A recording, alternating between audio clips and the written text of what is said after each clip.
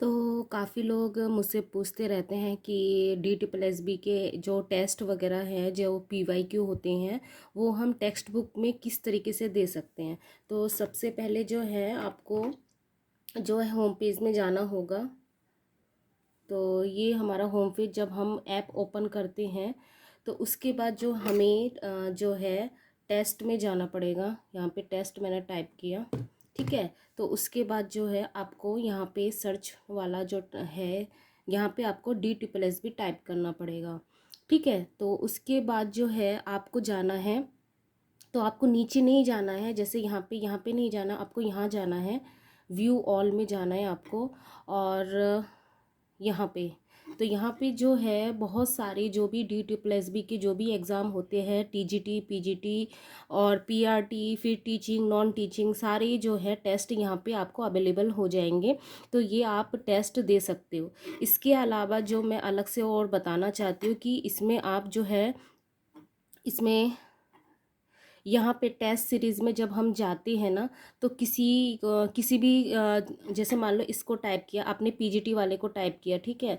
तो यहाँ पे आप जाओगे तो यहाँ पे ये फैसिलिटी होती है हमारे पास कि हम जो है चैप्टर वाइज या सब्जेक्ट वाइज या फुल टेस्ट जैसे हम देना चाहते हैं। जैसे चैप्टर वाइज देना चाहते हैं कि आपका एक चैप्टर फिनिश हो गया और आप अपना टेस्ट देना चाहते हो कि आपको फीलिंग आए, और ये सारे जो क्वेश्चन है ऐसे नहीं कि ऐसे रैंडमली कहीं से उठाए हुए हो।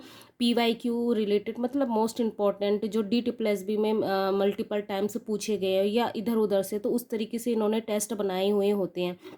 तो इस तरीके से आप टेस्ट दे सकते हो। जनरल यहाँ पे जैसे यहाँ पे सेक्शन बना हुआ है GK का, हिंदी इंग्लिश का, ठीक है। उसके बाद ये सारे जो PGT के सब्जेक्ट होते हैं, तो यहाँ पे जैसे आप बोलते हो कि मैथ का आप कहाँ से कैसे दे सकते हैं, जैसे हमारा कोई चैप्टर फिनिश हो जाता है तो यहाँ पे ये तो मेंटल एबिलिटी है। उसके बाद आप सब्जेक्ट में जाएंगे तो जैसे आपका सब्जेक्ट अगर बायोलॉजी है, जैसे मेरा सब्जेक्ट है मैथ है मेरा सब्जेक्ट, तो जैसे मेरा सब्जेक्ट मैथ है तो मैं मैथ सेक्शन में यहाँ पे फुल लेंथ जो आपको टेस्ट देना होता है वो आपका टेस्ट यहाँ पे अवेलेबल है, ठीक है। तो इसी तरीके से और भी सब्जेक्ट के हैं। इसी तरीके से अगर आपको TGT का देना है तो TGT में भी आपका ऐसे सेम पैटर्न सारे सब में रहते हैं। तो इसमें चैप्टर वाइज जैसे जनरल पार्ट जो हमारा होता है जनरल पेपर, उसका भी सेम ऐसे ही general awareness, quant, Hindi, English, इस तरीके से सारे टेस्ट अवेलेबल हो जाएंगे। जैसे जैसे आपका टॉपिक फिनिश होता रहता है तो आप टॉपिक वाइज भी टेस्ट दे सकते हो। तो ये मैं रैंडमली अभी ना डेली ऐसे ही कर रही हूँ, इसी तरीके से टेस्ट देती हूँ, क्योंकि आप लोग काफ़ी लोग पूछते हो कि आप टेस्ट कहाँ से दे रहे हो, कैसे दे रहे हो। तो जैसे मैंने ये वाला टेस्ट दिया हुआ था तो इसमें मेरे मार्क्स आप देख ही सकते हो कि जो है 5 मैंने करेक्ट किए, इनकरेक्ट 2 किए थे। तो इस तरीके से मार्क्स आ रहे हैं जनरल अवेयरनेस में अभी तो फ़िलहाल।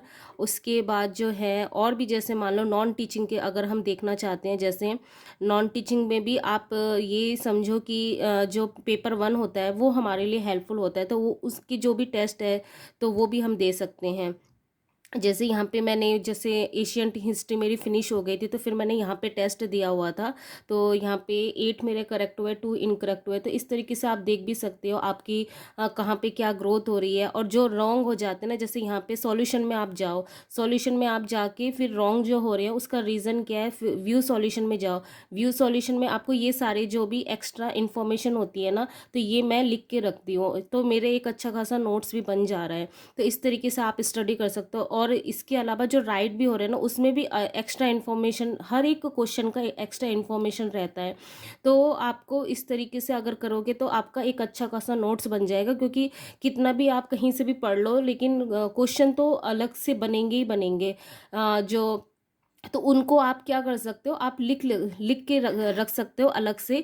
तो इस तरीके से फिर यहाँ पे जो लीडर बोर्ड में आपको पसंद अपना वो भी पता चलता है कि आपका क्या पोजीशन है। तो इस तरीके से आप टेस्ट दे सकते हैं। तो ये मैं इस तरीके से आजकल ऐसे ही टेस्ट दे रही हूँ। जब भी मेरा कोई जैसे आपको डेली क्विज भी देना होगा तो डेली क्विज भी होती हैं, डेली लाइव क्लास भी इसमें फ्री में होती है और डेली क्विज भी होती है। जैसे यहाँ पे आप जाते हैं, जैसे प्रैक्टिस में जाना या लाइव क्विज कोई हो रहा है तो भी आप दे सकते हो।